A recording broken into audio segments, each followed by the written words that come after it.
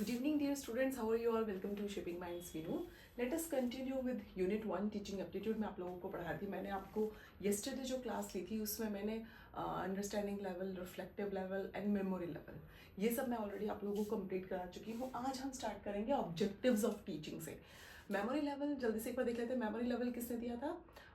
Hunt ने. मैं आपको बताया था ना याद करना बहुत हर्बर्ट ने.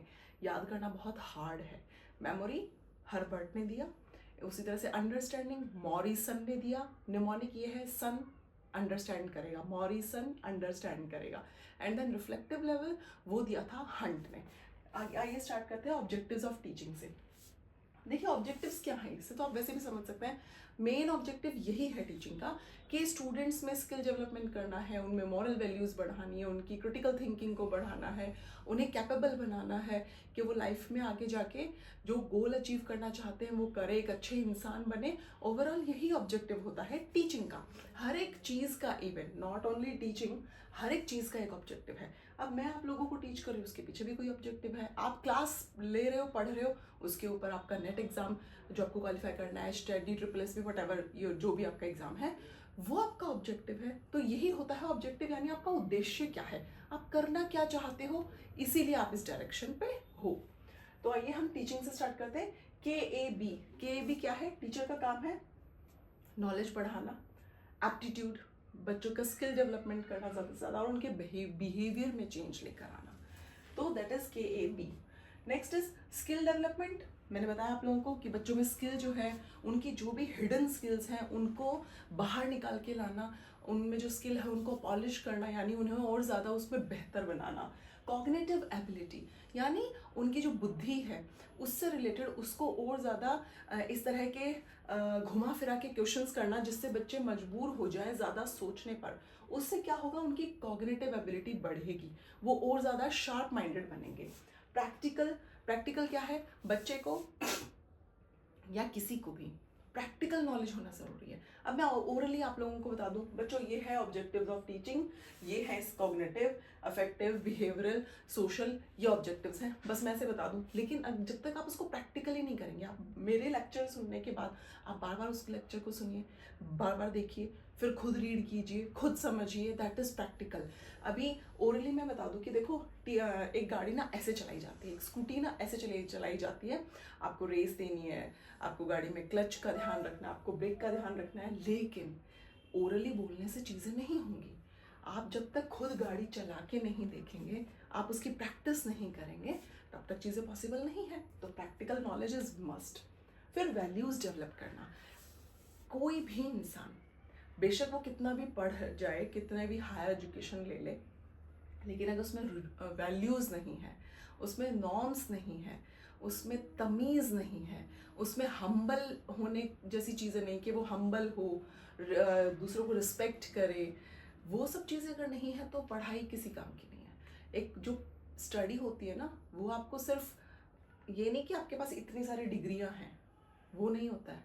आपको हम्बल बनना सिखाती है, आपको दूसरों की रिस्पेक्ट करना सिखाती है, अगर किसी से कुछ छोटे से कोई गलती होगी उसको माफ़ करना सिखाती है, थोड़ा सा उदार बनना सिखाती है एजुकेशन आपको. तो वैल्यूज़ डेवलप करना बहुत ज़रूरी है स्टूडेंट्स में. मॉरल स्टोरीज क्यों सुनाई जाती हैं स्कूल टाइम पे? वो इसीलिए ताकि एजुकेशन के साथ साथ बच्चों का जो सब्जेक्ट है उस नॉलेज के साथ साथ उनमें वैल्यूज़ भी डेवलप की जाए, उन्हें एक अच्छा इंसान भी बनाने की साथ में ज़रूरत है. Then desired change. टीचिंग का ऑब्जेक्टिव ये है कि बच्चे में एक डिज़ायर्ड चेंज लेकर आए. मान लीजिए कोई बच्चा क्लास में अच्छा नहीं कर रहा है, कहीं उसे प्रॉब्लम आ रही है, या वो बहुत जल्दी डिस्ट्रैक्ट हो जाता है, या फिर उसे चीज़ें समझ में नहीं आती, या वो बहुत नॉटी है, या उसकी क्रिटिकल थिंकिंग उतनी डेवलप नहीं है. तो टीचर का काम ये है, टीचिंग का काम ये है कि डिज़ायर्ड चेंज लेके आए. आप उस बच्चे को जहाँ पर वो है अभी एट प्रेजेंट, वहाँ से जब आप उसको नेक्स्ट स्टेयर पे पहुँचा दें, फिर उसके बाद दूसरी पे पहुँचा दें, दैट मीन्स उसका डिज़ायर्ड चेंज हो रहा है, कि उसमें चेंजेस आ रहे हैं, उसका डेवलपमेंट हो रहा है, उसमें स्किल डेवलप हो रही है, उसकी क्रिटिकल थिंकिंग डेवलप हो रही है. डिज़ायर चेंज मतलब वांछित बदलाव जो आप चाहते हैं. हर एक टीचर चाहता है कि उसको स्टूडेंट ओबीडियंट हो, इंटेलिजेंट हो, क्रिटिकल थिंकिंग हो उसमें. इवन पेरेंट्स भी यही चीज़ें चाहते हैं. तो that is desire change. Next is cognitive objective. Cognitive objective क्या है? वैसे ये कॉग्निटिव, अफेक्टिव एंड बिहेवियरल, ये हम ब्लूम की टेक्सोनोमी पे भी देखेंगे। अभी हम इन जनरल ऑब्जेक्टिव्स देख रहे हैं। कॉग्निटिव जो ऑब्जेक्टिव है वो है एनालिसिस करना सिखाता है। कोई भी चीज़ है, आप उसको एनालिसिस करके देखिए, खुद ही समझिए कि ये ऐसे, इसके रिजल्ट्स ये इस तरह से आए तो क्यों आए। बच्चा खुद ही ये देखेगा कि क्या ये मेरे लिए बेनिफिशियल है, क्या ये मेरे लिए इंपॉर्टेंट है, मैं इस सब्जेक्ट को चूज़ करूँ या मैं इस सब्जेक्ट को चूज़ करूँ। वो होता है एनालिसिस। सिंथेसिस क्या होता है? कई सारी अलग अलग चीज़ों को अडाप्ट करना, उनमें तालमेल बिठाना, अलग अलग जो सिचुएशंस हैं, अलग अलग जो इन्फॉर्मेशन है आपके साथ, उनको सिंथेसिस करना। सिंथेसिस होता है अलग अलग जो चीज़ें हैं आपके पास, उनको एक कर देना, है ना। दैट इज सिंथेसिस, अलग अलग इन्फॉर्मेशन को गैदर करना। इवेल्युएशन, यानी आप खुद ही अपना इवेल्युएशन करेंगे कि मैंने ये सब्जेक्ट चूज़ किया था, मैंने इसमें ये स्टडी की, अब मैं इसको इवेल्युएट करके देखता हूँ कि ये मेरे लिए कितनी बेनिफिशियल रही, मेरा इससे क्या डेवलपमेंट हुआ, मेरा इससे क्या फ़ायदा हुआ, मैंने कितनी प्रोग्रेस की। That is evaluation. Next is affective objective. Affective objective क्या है? शेप पॉजिटिव एटीट्यूड, यानी बच्चे के एटीट्यूड में चेंज लाना। अगर कोई बच्चा बहुत ज़िद्दी है तो टीचर ट्राई करता है कि उसको उसके तरीके से समझाए। अभी जैसे मैं अपनी बेटी का ही एग्जांपल देती हूँ आप लोगों को। मेरी बेटी का क्या बिहेवियर है, अगर मैं उसको कोई भी चीज़ प्यार से बोलती हूँ ना, वो बहुत जल्दी उस चीज़ को कर लेती है। लेकिन जहाँ मैंने उसे डांट दिया तो वो नाराज़ होके बैठ जाती है। ऐसा नहीं है कि वो ज़िद्दी है, बट लेकिन वो बेशक से बैठी रहेगी, उस चीज़ को करती रहेगी, लेकिन उसका 100% माइंड वहाँ नहीं होता। लेकिन जब मैं उसको प्यार से पॉजिटिव वे में उसको मोटिवेट करती हूँ वो चीज़ करने के लिए, तो वो क्विकली उसको अडेप्ट कर लेती है। लेकिन जहाँ गुस्सा आ जाता है मुझे अगर उसके ऊपर, तो वो कहीं ना कहीं डिस्टर्ब हो जाती है उस चीज़ से, और बुक लेके बैठ तो ज़रूर जाएगी, बट वो 100% उसका कॉन्सेंट्रेशन वहाँ पर नहीं होता है। तो हमें क्या करना है? हमें बच्चे के अंदर पॉजिटिव एटीट्यूड को क्रिएट करना है, चेंज लेके आना है, उसको इस तरह से शेप करना है। वैल्यूज़ इन स्टूडेंट्स, अगेन स्टूडेंट्स में वैल्यूज़ को हमें डेवलप करना है कि बच्चे अपने जो क्लास फेलो हैं उनके साथ अच्छे से बिहेव करें, घर पे अपने एल्डर्स के साथ अच्छे से बिहेव करें, अपने पेरेंट्स को ओबे करें। फिर बाहर जब वो कहीं निकलते हैं अपने पीयर ग्रुप्स के साथ, वहाँ पे वो अच्छे से चीज़ें वो करें। और फिर हम बच्चों को सिखाते हैं ना, शेयरिंग इज़ केयरिंग। वो इसीलिए सिखाते हैं क्योंकि उससे बच्चे की वैल्यूज़ डेवलप होती हैं कि आप शेयर करो, ये केयर होती है। और आपको आप शेयर करोगे तभी तो आपके साथ कोई नेक्स्ट बंदा भी चीज़ें शेयर करेगा। तो ये क्या है? ये वैल्यूज़ डेवलप करने का तरीका है। एथिकल बिहेवियर, यानी डिसरिस्पेक्ट मत करो किसी को, अच्छे से बात करो, अच्छे से बोलो। हमेशा याद रखिए, जो लोग अच्छे से आपको कोई चीज़ बोलेंगे, बेशक से वो कहीं ना कहीं गलत भी हो, लेकिन आप उन चीज़ों को ट्राई करते हैं सुनने की, मानने की। लेकिन जहाँ आपने डिसरिस्पेक्ट कर दी, बेशक आप सही भी होगे तो भी आपकी बात कोई नहीं सुनने वाला। रिस्पेक्ट इज मस्ट, हमेशा रिस्पेक्ट से बोलिए, आपको किसी को कुछ भी बोलना है, डिसरिस्पेक्ट कभी नहीं। Next, motivation. बच्चों में मोटिवेट, टीचर क्या करेगा? बच्चों को मोटिवेट करने की कोशिश करेगा। जैसे मैं अपनी बेटी को मोटिवेट करती हूँ कि शिवांशी, आप ये देखो बेटा, अगर आप ऐसे अच्छे से पढ़ोगे तो आप आगे जाके लाइफ में कुछ अच्छा बनोगे, आप ये चीज़ें कर सकते हो, आप इतनी अचीव कर सकते हो चीज़ें, आपको ऐसा इंसान बनना है। तो बच्चों को पॉजिटिव मोटिवेशन देना है। फिर आप वो और भी तरीके हो सकते हैं, आप उनको रिफ्रेशमेंट दीजिए, आपको उनको कहीं घुमाने लेके जाइए। तो बच्चों को मोटिवेट कीजिए ताकि वो खुद उन चीज़ों को सीखने के लिए तत्पर रहें। फिर इंटरेस्ट, जब तक बच्चे को खुद का इंटरेस्ट नहीं जागेगा, खाली एक तरफ मोटिवेशन से कुछ नहीं होगा। इस तरह से बच्चे को समझाइए कि उसका खुद का इंटरेस्ट डेवलप हो उस चीज़ को सीखने के लिए, कि वो समझना चाहे कि ये चीज़ें क्या हैं, तब चीज़ें बच्चा जल्दी सीखता है। नेक्स्ट इज बिहेवियरल चेंज लाना है बच्चे में, पर्सनल डेवलपमेंट करना है बच्चे का। सिर्फ ऐसा नहीं है कि बच्चे को आप सारे सब्जेक्ट पढ़ा रहे हैं, बच्चा बहुत अच्छे मार्क्स लेके आ रहा है, नहीं, उसका पर्सनल डेवलपमेंट भी होना चाहिए।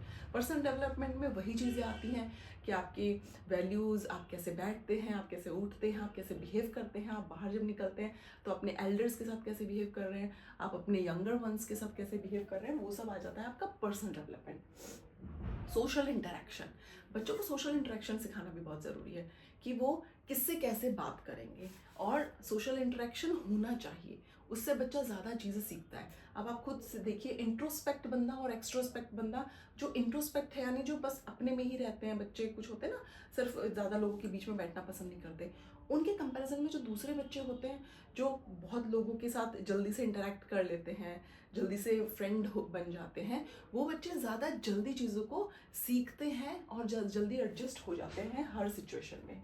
Next is adaptability. अडेप्टेबिलिटी होनी चाहिए, यानी आप किसी भी सिचुएशन में बच्चे को छोड़ दो, वो उस चीज़ को अडेप्ट कर ले, वो वहाँ पर एडजस्ट हो जाए। मैंने एक बहुत अच्छी चीज़ देखी, मैं अपना ही एग्जांपल देखिए आप लोगों को दे सकती हूँ मेरी बेटी के बारे में ही। 4th स्टैंडर्ड में वो जिस सेक्शन में थी, उस सेक्शन में और भी बच्चे थे। उन बच्चों ने क्या किया, क्योंकि उनकी जो फिर बाद में 5th क्लास में जब मेरी बेटी आई, तो 5th क्लास में क्या हुआ, उसका जो सेक्शन था, अभी वो जैसे विजडम में है, उनके सेक्शन का नाम है विजडम, उसके कुछ फ्रेंड्स चले गए प्रूडेंस में।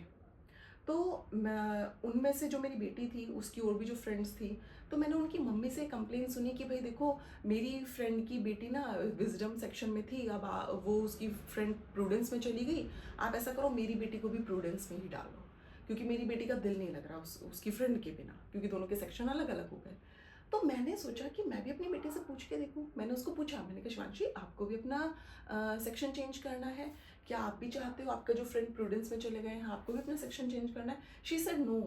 मुझे इतना अच्छा लगा, बोलती नहीं मम्मा मुझे कोई ज़रूरत नहीं है कि मैं सेक्शन चेंज करूँ, मैं इसी सेक्शन में खुश हूँ। मैंने कहा आपके फ्रेंड्स तो वहाँ चले गए, बोलती कोई बात नहीं। That is really good thing कि आप जहाँ हो वहीं एडजस्ट कर लो, आप दूसरे के भरोसे मत रहो, आप डिपेंडेंट मत बनो किसी पे भी, अपने अंदर इंडिपेंडेंसी लाओ, तो वो चीज़ बहुत अच्छी है। नहीं तो ऐसे बच्चे परेशान हो जाते हैं कि अरे मेरा फ्रेंड चला गया, वो इमोशनली बहुत हर्ट हो जाते हैं। तो बच्चों को इमोशनली स्ट्रॉन्ग बनाने की भी ज़रूरत है। फिर adjust in different different situations में एडजस्ट कर ले बच्चा। सोशल ऑब्जेक्टिव क्या है, अंडरस्टैंड सोशल नॉर्म्स, यानी सोशल नॉर्म्स को समझना ज़रूरी है। बेशक से आपकी कोई भी ख्वाहिश हो, आप ऐसा करना चाहते हो वैसा करना चाहते हो, बट जो सोसाइटल नॉर्म्स होते हैं ना, हमें उनके अकॉर्डिंगली भी चलना चाहिए। जैसे कि आप ये चीज़ देखिए कि हो सकता है कुछ चीज़ें ऐसी हों सोसाइटी में जो लोग पसंद ना करें। आप मान लीजिए किसी टाउन में रहते हैं, विलेज में रहते हैं, वहाँ का माहौल अलग होगा, वहाँ का लोगों का पर्सपेक्टिव अलग होगा, लाइफस्टाइल अलग होगा। दूसरी तरफ जो मॉडर्न सिटी में लोग रहते हैं उनका लाइफस्टाइल बहुत अलग है। तो आप जिस सिटी में या टाउन में रहते हैं उसके अकॉर्डिंगली आपका लाइफस्टाइल होना चाहिए, मुझे ऐसा लगता है। अब मान लीजिए अभी जैसे लिव इन रिलेशनशिप में लोग रहते हैं, आप ये लिव इन रिलेशनशिप गाँव में जाके कंटिन्यू नहीं कर सकते, वहाँ लोग इस चीज़ को एक्सेप्ट नहीं करेंगे, उस चीज़ को अच्छा नहीं मानेंगे, लेकिन मॉडर्न सिटीज़ में इसको नॉर्मल मानते हैं। तो ये क्या है, ये है कि आप अंडरस्टैंड करें सोशल नॉर्म्स को, कि कहाँ कैसी नॉर्म्स हैं कि लोगों को हर्ट ना हो चीज़ें, उसके अकॉर्डिंगली आप चीज़ें करें। मैं ये नहीं कह रही पूरा ही वैसे करें, बट कुछ हद तक इस तरह से कि सोसाइटी में डिसबैलेंस क्रिएट ना हो। Next is emotional and psychological objectives क्या होते हैं। हेल्प अदर्स, इमोशनल, दूसरे बच्चों की हेल्प करो, आप अपने स्टूडेंट्स की हेल्प करो, अपने पेरेंट्स की हेल्प करो। फिर मैनेज स्ट्रेस, आप स्ट्रेस को मैनेज करना सिखाना होता है बच्चों को, कि कोई भी सिचुएशन आ जाए, कम मार्क्स आ जाए, तो बच्चों को डिसहार्टेड नहीं होना है, बच्चों को मोटिवेट करना है, उन्हें सिखाना है कि कोई बात नहीं, आपको नेक्स्ट टाइम चांस मिलेगा। जैसे मैंने जब यूजीसी नेट का रिजल्ट आया, मैंने तब भी बच्चों को बोला था लाइफ यहीं पर ख़त्म नहीं होती है, भगवान ने आपके लिए कुछ और बहुत बेटर सोचा हुआ है। तो हमेशा मोटिवेट रहिए लाइफ में, एक चीज़ नहीं मिली इट्स ओके, और 100 चीज़ें हैं आपके पास, वहाँ ट्राई कीजिए। तो ये होता है स्ट्रेस को मैनेज करना। जो बच्चे स्ट्रेस मैनेज कर लेते हैं वो लाइफ में बहुत आगे जाते हैं और बहुत अच्छा भी करते हैं। एंड एंग्जाइटी कंट्रोल, ये वही चीज़ें हैं, स्ट्रेस मैनेजमेंट, एंग्जाइटी कंट्रोल। आप चीज़ों को ऐसे मत सोचिए कि अब तो हमारी ज़िंदगी ख़त्म हो गई, कि हमारा नेट का एग्ज़ाम क्वालिफाई नहीं हुआ, तो बिल्कुल मत सोचिए। आपके लिए लाइफ ने कुछ बहुत बेहतर प्लान करके रखा हुआ है, लगे रहिए और उस प्लान तक पहुंच जाइए। ये था हमारा आज का objectives of teaching. I hope आप लोगों को समझ में आया होगा। किसी को कोई इशू है तो please drop me a message, comment कर दीजिए आप लोग, and please do like, subscribe and share my YouTube channel. Thank you so much for watching, take care.